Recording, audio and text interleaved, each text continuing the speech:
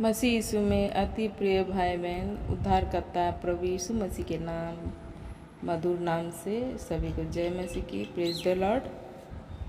आज का वचन, प्रभु का वादा, मैं अनोखा अद्भुत काम करने पर हूँ। आज के वचन में इसी से बताया जाएगा। और यहाँ,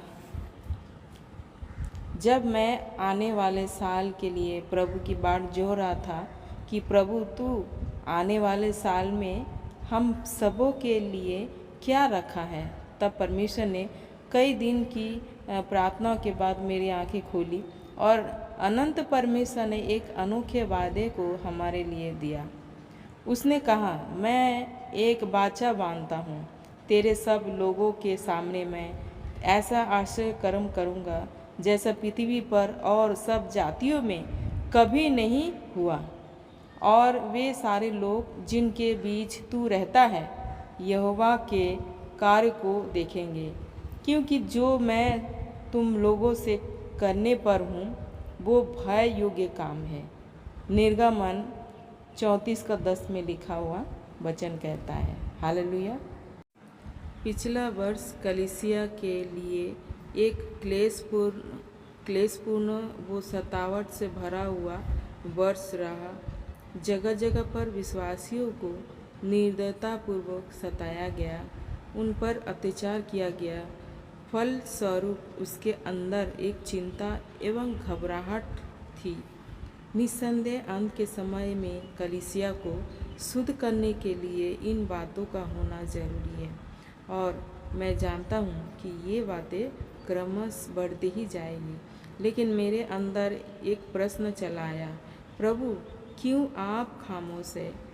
हम अपने जीवन को सौंप कर आए हैं, आपके नाम के लिए मर मिटने को तैयार हैं, लेकिन हमें उसके प्रतिफल के रूप में आत्मा मिलनी चाहिए। विरोध करने वाले ही तुझे सबसे पहले ग्रहण करने पाए, तब ना शैतान का राज्य व सिंहासन हिल उठेगा। ज़रूर तूने कलीसिया को सताने के लिए साउल के इस्तेमाल किया, परंतु उसे तू छोड़ा नहीं।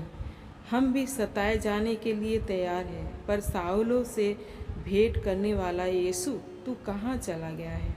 मेरे अंदर इस प्रकार रोना होता था। मैं प्रभु से जाकर कहता था, प्रभु हम अपने जीवन को बलिदान करने के लिए तैयार हैं, पर तेरे लोग तेरी महिमा को देखना चाहते हैं।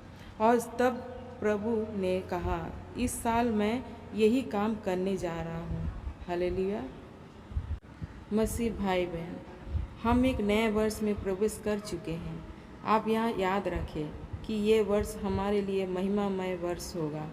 परमेश्वर की उपस्थिति में उसके दास के रूप में आपको इस बातों की गारंटी देता हूँ कि इस वर्ष हर जगह सेवकाई के क्षेत्रों में बढ़ते हुए उपद्रव और क्लेश के बावजूद परमेश्वर अपने विजय के झंडे को वहाँ फैलाने जा रहा है। जहाँ कहीं उपद्रव भयंकर क्लेश होगा, वहाँ परमेश्वर ऐसा भयानक वो अद्भुत काम करने जा रहा है जिसे उसने अब तक किया नहीं हो। लोग उसके कामों को देखकर कांपने वाले हैं। प्रभु को हम अपने बीच सेनाओं के यहोवा के रूप में देखने जा रहे हैं। परमेश्वर ने जब इस वादे को दिया, तब मैं इस अध्याय को फिर बारंबार पढ़ने लगा।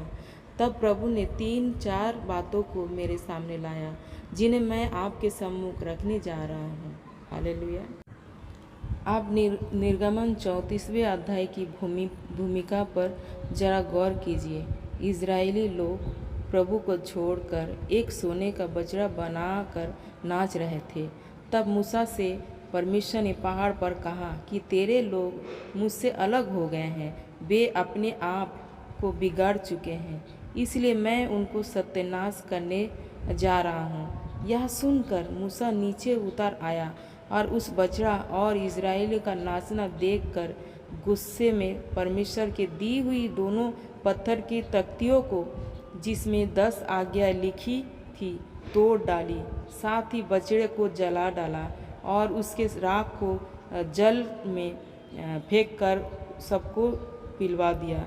मूसा इजरायली की हरकतों को देखकर अत्यंत क्रोधित हो उठा था, लेकिन वो फिर यहोवा के पास गया और गिड़गिड़ा कर कहने लगा कि हे प्रभु, इन लोगों को तू क्षमा कर, और यदि नहीं तो मेरे नाम को अपनी पुस्तक में से मिटा दे। यहोवा ने उससे कह दिया था कि मैं इनके साथ नहीं जा सकता। मैं एक दूत को ही भेजूंगा, क्योंकि वे लोग कुटिल जाति के हैं, मेरी बातों को मानते नहीं हैं। पर मूसा प्रभु के सामने चिल्ला उठा, नहीं प्रभु, यदि तू हमारे साथ नहीं जाएगा तो हमें यहाँ से आगे मत ले जा। इस कारण प्रभु ने तरस खाकर ऐसा अद्भुत कार्य करने का वादा किया। अतः हम देखते हैं कि वे लोग बिगड़ी हुई हालत में थे, पर उनके बीच में से एक दास ने प्रभु से चिल्लाकर उन्हें बचा लिया। केवल एक दास यह मांग रहा था कि हे प्रभु, मैं तेरी महिमा को देखना चाहता हूँ। तेरी महिमा को देखे बिना मैं खामोश नहीं रहूँगा। यह मूसा कौन था जिसने परमेश्वर को आमने सामने देखा था, जिसे परमेश्वर ने अपने हाथों से पत्थर की पटरियों पर वचन लिख कर सौंपा था, जो परमेश्वर की आग पहाड़ पर उतरते समय उस पहाड़ पर मौजूद था। लेकिन इन तमाम अनुभवों के बावजूद वो तृप्त नहीं रहा और कहा कि हे प्रभु, मैं तेरी महिमा को देखना चाहता हूँ। एक व्यक्ति की लालसा एवं प्यास की वजह से परमेश्वर ने उन्हें एक मौका और दिया, फिर से लौट आओ, अपने आप को पवित्र बनाकर आओ, मैं तुम्हें बताऊंगा कि मैं कौन हूँ। यहाँ प्रभु दो परस्पर विरुद्ध वचनों को बताता है। जब मैं 6 पद और 7 पद को पढ़ा तो घबरा गया। यहोवा उसके सामने होकर यूं प्रचार करता हुआ चला कि यहोवा यहोवा ईश्वर दयालु और अनुग्रहकारी, कोप करने में धीरजवान और करुणामय और सत्य। निर्गमन 34:6 में ज़रा गौर कीजिएगा कि यहाँ परमेश्वर के नरम एवं कोमल स्वभाव प्रकट किए गए हैं, लेकिन 7वें पद में हजारों पीढ़ियों तक निरंतर करुणा करने वाला, अधर्म और अपराध और पाप का क्षमा करने वाला है, परंतु दोषी को वो किसी प्रकार निर्दोष नहीं ठहराएगा। वो पितरों के अधर्म का दंड उनके बेटों, बरनपोतों और परपोतों को भी देने वाला है। पद 7 में 2 विचित्र भिन्नता वाले वचनों को परमेश्वर पेश कर रहा है। जब मैं इस विषय में अध्ययन कर रहा था, प्रभु ने कहा, पिछले दिनों की कलीसिया या सेवकाई की हालत कुछ भी क्यों ना हो, अगर उनके बीच में से कुछ प्यासे लोग मेरी महिमा को देखने की लालसा रखते हुए मेरे पास आएंगे, तो मैं उनके बीच में अपनी महिमा को दिखाना चाहता हूँ। उस महिमा को जब मैं दिखाऊंगा वो भयानक होगी। हालेलुया। प्रार्थना करते समय मैंने एक छोटा सा दर्शन देखा। एक आदमी बड़े क्रोध से एक विश्वासी को मारने के लिए चला आया, लेकिन उसका हाथ वैसा ही अकड़ कर रह गया और वो चिल्लाने लगा, बचाइए। फिर एक और दर्शन, एक विश्वासी को जला डालने के लिए जलता हुआ मसाल लेकर एक व्यक्ति चला आया, परंतु वो भी अकड़ कर रह गया। मसाल जलते जलते उसे ही जला डाला, पर वो मसाल को हाथ से फेंक नहीं सका और वो भी चिल्लाने लगा, बचाइए। तब मैंने प्रभु से पूछा, ये क्या है प्रभु? उसने कहा, इस प्रकार के अनेक काम को इस देश के लोगों के बीच में करके मैं यहाँ दिखाने जा रहा हूँ कि मैं जलन रखने वाला परमेश्वर हूँ।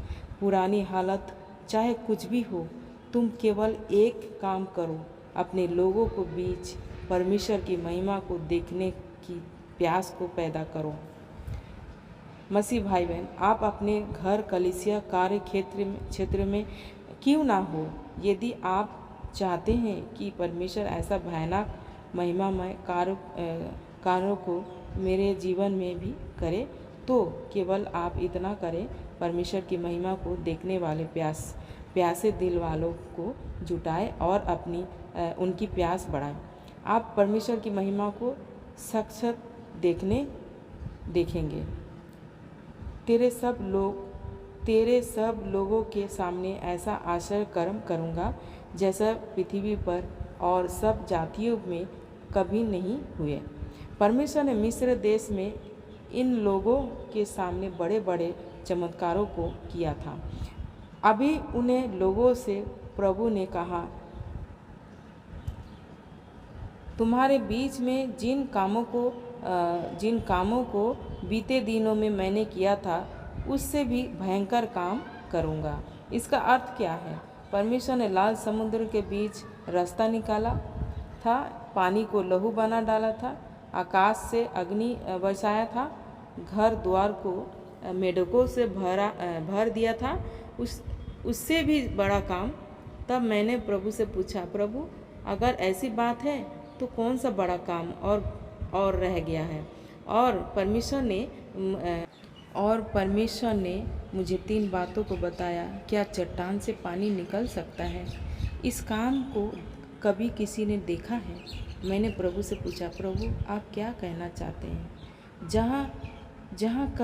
जहाँ अभी तक कोई उम्मीद नहीं थी, उन जगहों में स्रोतों को मैं निकालने का काम करने जा रहा हूँ। प्रचार सुनने के बाद भी जहाँ की जमीन चट्टान जैसा कठोर हो गई थी, उनमें से मैं तृप्त करने योग्य स्रोतों को निकालने जा रहा हूँ।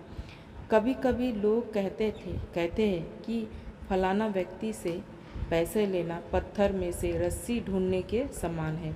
लेकिन मैं आपसे कहूँगा, इस नए साल में जहाँ आप सोचते हैं कि यहाँ बहुत कठोर एवं बंजर भूमि है, यहाँ कुछ भी लाभ नहीं है, वहीं से परमेश्वर के राज्य एवं कार्य को बढ़ाने वाले एक महिमामय स्रोतों को परमेश्वर निकालने जा रहा है।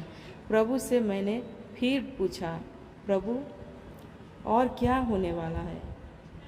क्योंकि यह 32 और 33 अध्याय तक जो हुआ है वो काम नहीं होना है, बल्कि बाकी काम होना है। जहाँ कहीं भी मेरे लोग जाएंगे, वहाँ मैं अपनी मन्ना की बारिश पृथ्वी की भूमि को ढांपने के हद तक उंडेलने जा रहा हूँ। मैं आपको प्रभु के वचन के आधार पर कहना चाहता हूँ कि जहाँ कहीं आप पैर रखने जा रहे हैं, उस क्षेत्र में परमेश्वर के अनुग्रह को इसी तरह बहते एवं ढांपते हुए देखने जा रहे हैं, जिसे अभी तक आपने अनुभव नहीं किया हो। हालेलुया। परमेश्वर बड़े बड़े मुसीबतों को आपके आगे भेजेगा और उन्हें आप अपने रास्ते के तमाम रुकावटों को साफ करते जाते हुए देखेंगे। जिनसे आप डरते हैं, उन्हें आप चित होते हुए देखेंगे। इस वर्ष हमारे देश के राजनीतिक दशा में भी काफ़ी उतार चढ़ाव होगी। ईश्वर विरोधी ताकतों को परमेश्वर उखाड़ फेंकेगा और वे लज्जित होंगे। मैं तुम्हारे जाने से पहले ऐसे जंतुओं को भेजूंगा जो तुम्हारे लिए रास्ता तैयार करते जाएंगे। परमेश्वर बड़े बड़े मुसीबतों को आपके आगे भेजेगा और उन्हें आप अपने रास्ते के तमाम रुकावटों को साफ करते जाते हुए देखेंगे। जिनसे आप डरते हैं, उन्हें आप चित होते हुए देखेंगे। इस वर्ष हमारे देश की राजनीतिक दशा में भी काफ़ी उतार चढ़ाव होगी। ईश्वर विरोधी ताकतों को परमेश्वर उखाड़ फेंकेगा और वे लज्जित होंगे और यहाँ वहाँ अपना मुंह छिपाते फिरेंगे, क्योंकि परमेश्वर अपनी महिमा के प्रताप को दिखाएगा। महंगाई बढ़ती ही जाएगी। परिणाम देश की आर्थिक स्थिति कुछ समय के लिए बिल्कुल चरमरा जाएगी, परंतु इसके बाद आर्थिक स्थिति में उत्तरोत्तर सुधार होता जाएगा और साल के अंत में हमारा देश एक रक्षक की तरह दिखाई देगा। परंतु परमेश्वर के वचन की मांग अधिक बढ़ती जाएगी। लोगों के निकट वचन का महत्व बढ़ जाएगा।